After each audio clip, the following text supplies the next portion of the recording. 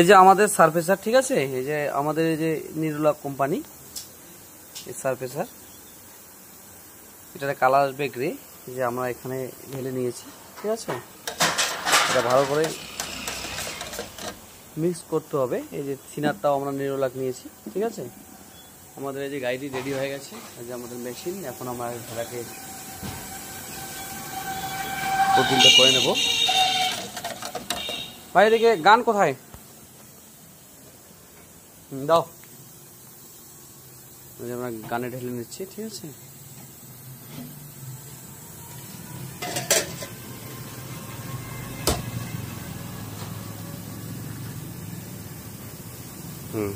ঢাকনাটা লাগিয়ে দাও।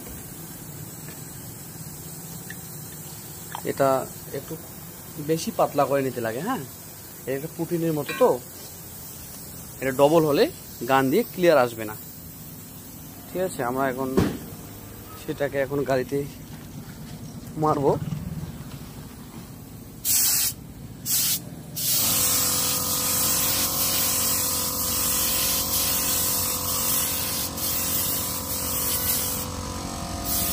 এভাবে হালকা করে মারতে হবে, হ্যাঁ, বেশি মারলে এটা ঝুরে পড়বে, আর ঝুরে পড়লে পরে রংটা মারলে রংটা ফিনিশিং হবে না, ঠিক আছে।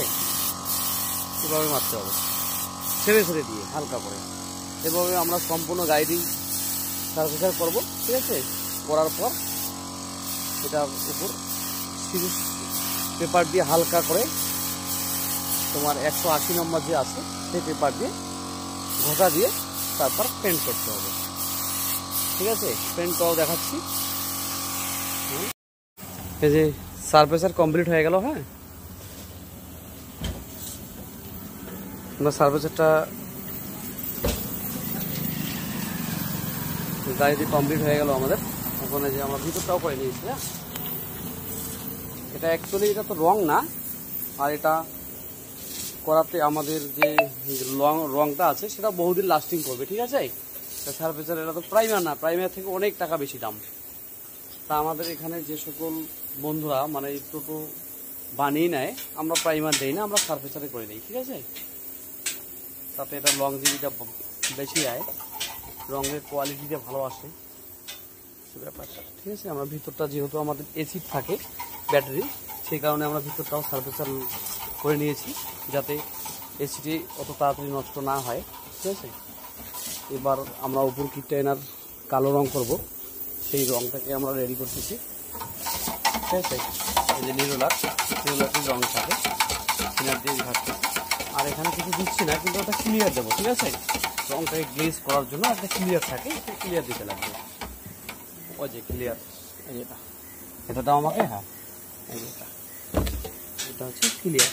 এটা দিলে আমাদের রংটার গ্লেজটা খুব ভালো হয়, ঠিক আছে। এবার রংটা করার পর দেখাবো কেমন হয়। এই যে আমাদের কালো রং রেডি, হ্যাঁ, মারার জন্য আমাদের রেডি হয়েছে, ঠিক আছে। এরকম করে অল উপর কিটটা আমরা কমপ্লিট করে কালো রংটা মেরে নেবো, ঠিক আছে।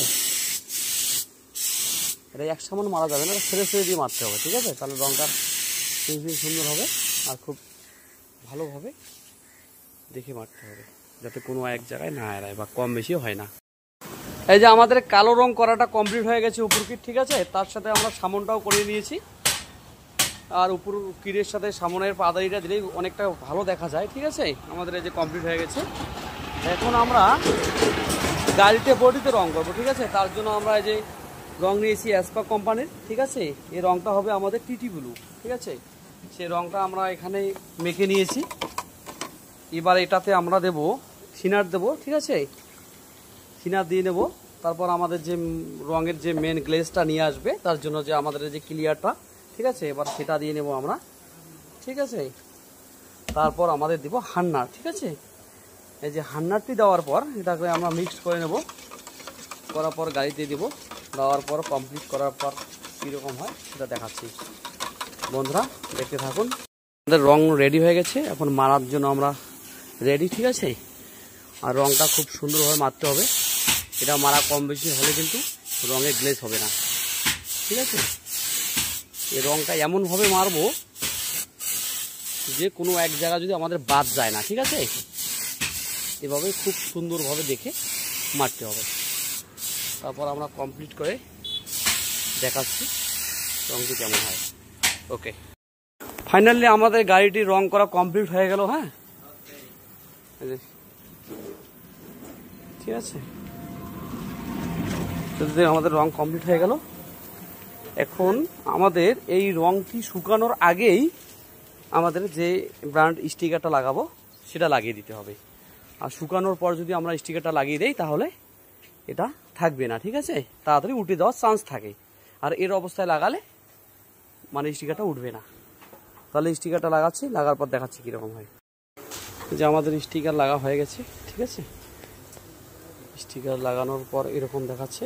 এরপর আমাদের সিট লাগাবো, ছাদ লাগাবো, পুরো গাড়ি কমপ্লিট করে দেখাচ্ছি। আর এরকম ভিডিও পেতে গেলে আমাদের চ্যানেলটি সাবস্ক্রাইব করো, ঠিক আছে, আর পেজটি ফলো করো এরকম নতুন নতুন ভিডিও পাওয়ার জন্য। আর যে সকল বন্ধুরা ভাবছেন যে পুরনো টোটোগুলোকে নতুন করে বানিয়ে নেবেন তাহলে চলে আসুন বাপ্পি গ্যারেজে। গাড়িটি আমাদের কমপ্লিট হয়ে গেল। সিট লাগানোর পর গাড়িটি এরকম দেখা যাচ্ছে।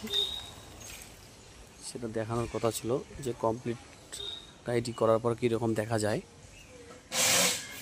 এখন আমাদের এটা কাস্টমারকে দেওয়ার জন্য রেডি হয়ে গেছে। এখন কাস্টমারকে আমরা গাড়িটি দিয়ে দেবো, ঠিক আছে। এই গাড়িটি আমাদের বানানো খরচ হলো 14,000 টাকা, ঠিক আছে। 14,000 টাকার মধ্যে আমরা ওয়াল বডি বানিয়ে দিয়েছি এবং ওয়ারিং চেঞ্জ করে দিয়েছি, সমস্ত সিট প্লাই পঞ্চ সব কিছু নতুন দিয়ে অল কমপ্লিট করে গাড়িটি দিয়ে দিয়েছি।